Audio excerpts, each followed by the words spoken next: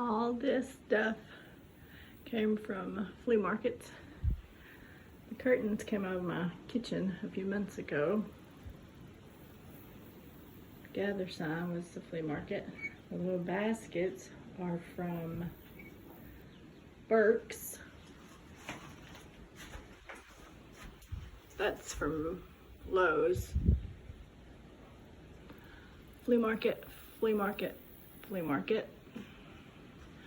That was supposed to went across here, but I couldn't find my giant curtain rod. So I'll put that there and put that on there. And I kind of like it like that. Well, I don't kind of, I really like it like that. So cute.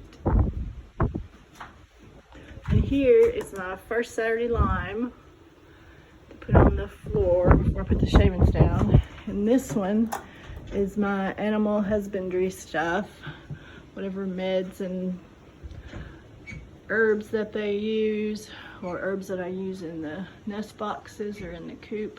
The welcome sign was thrift store. I have my spray medicine in there, apple cider vinegar, all that good stuff. This little lamp is so cute. I've had that lamp for years. I actually had that chicken basket for years. And I painted it. It didn't get a fresh coat of paint last year, so it hasn't been painted since 2019. And then over here is their layer feed. And this right now is black oil sunflower seeds and mealworms. And then this winter I'll have their scratch in there. And here is my diatomaceous earth, which I really like. And their oyster shells are in there. And I still have to get a hanger to hang up all these tools in here. And I'm gonna hang a curtain across here, like a plastic shower curtain. Excuse me. A plastic shower curtain on a wire so that'll keep them from getting on my cans and messing up my lids, because I hate touching that stuff. I mean, who doesn't? These are my Purina signs that I get from Co-op every fall whenever I buy feed. But I didn't get one last year. Somebody took them, so hopefully this year I'll get one. I did not paint the ladder because they're just gonna scratch it up first thing, so I didn't paint that. But we did pressure wash it real good. And it kind of blends in with the wood tones in here. Did not paint those beams up there. I couldn't reach. Painting it at all about killed me. It's still wet, so it's spotchy. And then there's a big tarp strap that I use to hang their feed down in here for winter. And then this is the little pan that I got from the flea market, a little enamel pan. And that has them some oyster shells in here as well. Have their water over there. I built this little roost bar myself. Cut a little sapling down. Well, I didn't cut it down. It was already fallen over, but I cut the ends off and made it the size I wanted it. This roost bar, I built all of this because when we moved here, this coop had a roost bar that was started at the ceiling and came down like this, and it had bars across that way. Well, the chickens on the bottom were getting messed on from the chickens on the top, and I never liked it. So I remodeled all that, remodeled all this. There used to be giant brooder boxes right here, like just big, no tops or anything like that, just big separated nest boxes, 3 of them there, and I took those out. They were always in the way. This coop, I would say, is a 12 by 8 from what I can tell by outside. It's huge. It was here when we moved here, so I'm using it, but I would have never in a million years built a coop this big.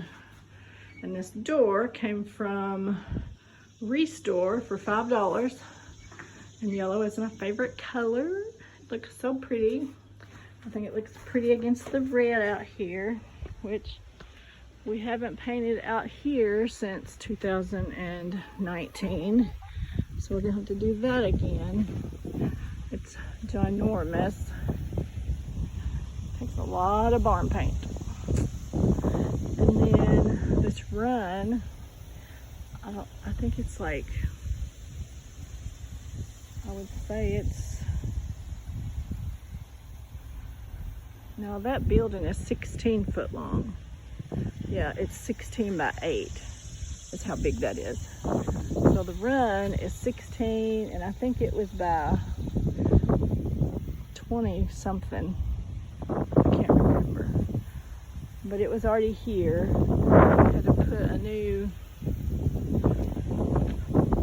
roof on there. It's just this plastic garden netting, it's what it is. And we put that across the top. But this whole run is going to have to be redone probably by next year. So I hope the price of this stuff goes down because it's going to have to be redone. I designed their little dust bath over there out of some wood that we had cut from a fallen tree here and we put down by the fire pit. But I wanted something kind of rustic looking. So that is the new Coop Refresh. I like it. There's Bedhead. Don't be getting on my shelf and messing it up, mister. This is what the back is. It had these tie downs, keep the wind from blowing it over. But they have this giant tree right here that they love to dust bath under and rest and relax. Dig the roots out. My husband's not too happy about that, but it is giant. It just goes and on, goes and goes and goes. And these rain barrels, I got 2 of them. They came from the flea market for $40 a piece.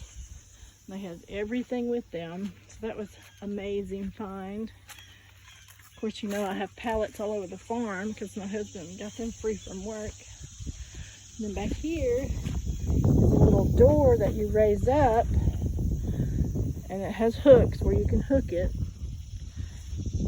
And inside is a little trap door that opens up, and I have a plastic bin under there, and I can break all the shavings and stuff out in that plastic bin and just take it directly to the compost. But my husband, he likes putting a wheelbarrow by the door and doing it that way.